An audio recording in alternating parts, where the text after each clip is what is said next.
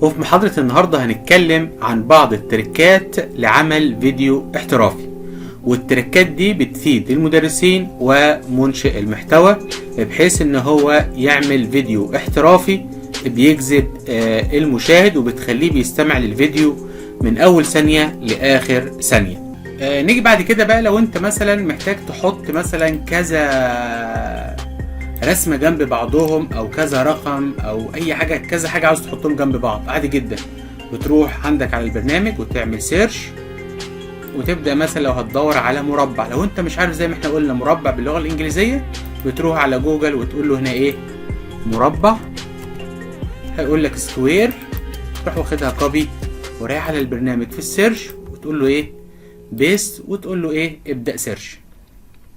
هيجيب لك هنا صور مربعات، هنبدأ ان احنا ايه نضيفهم للبرنامج.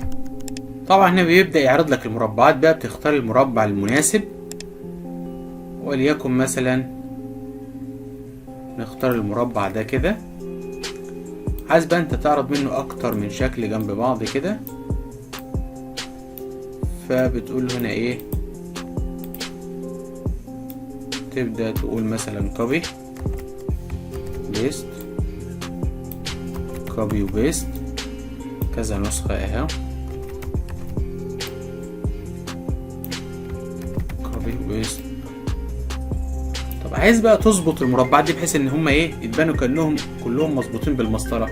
في عندك مسطرة فوق اهي بتنزلها كده وتبدأ تظبط عليها الايه المربعات دي، ادي هنا اهو تظبط عليها المربع ده بحيث يبقى كلهم سوا ايه سوا بعض.